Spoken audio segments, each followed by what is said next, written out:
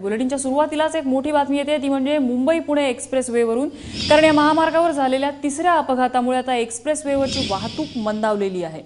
या ठिकाणी एक टँकर उलटल्याचं कळतंय। पुण्याच्या दिशेने 2 तर मुंबईच्या दिशेने एक वाहन येत होतं आणि एक लेन खरं तर बंद झालेली आहे। पुण्याकडे जाणाऱ्या 2 लेन बंद करण्यात आलेल्या आहेत।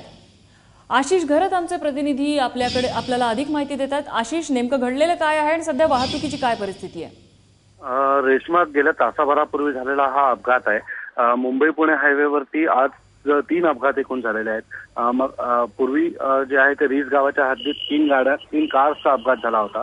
त्याच्यानंतर एक रिक्षा टेम्पो जो होता त्याला शॉर्ट सर्किटमुळे आग लागली होती आणि आता तिसरा अपघात झाला गेल्या तासाभरापूर्वी, जो अमृतांजन पुलापासून काही अंतरावरती जो बोरघाटातला जो परिसर आहे या परिसरामध्ये हा सिमेंटचा ट्रक होता।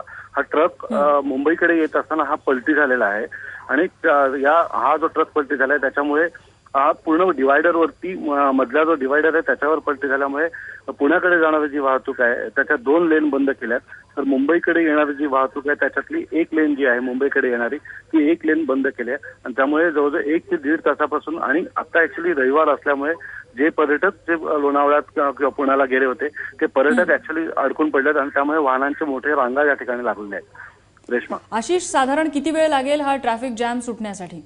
रेश्मा, आता जेव्हा पोलीस सूत्रांकडून जी काही माहिती मिळाली त्या अनुषंगाने किमान अर्धा ते पाऊण तास आणखीन लागण्याची शक्यता आहे। त्यामुळे एक निश्चित आहे की या मार्गावर जे मुंबईकडे येणारा संपूर्ण जो वाहनांच्या वाहन आहेत यांना तिथे आणखीन अर्धा ते पाऊण तास तरी नक्कीच किमान थांबावं लागणार आहे। रेश्मा, नक्कीच धन्यवाद तुम्ही दिलेल्या या माहितीबद्दल। त्यामुळे जे प्रवासी मुंबईकडून पुण्याकडे किंवा पुण्याकडून मुंबईकडे जात आहेत त्यांनी एक्सप्रेसवे ऐवजी जुन्या मुंबई पुणे हायवेचाही विचार करायला हरकत नाहीये, कारण ट्रॅफिकचा या ठिकाणी पूर्णपणे बट्ट्याबोळ झालेला आहे।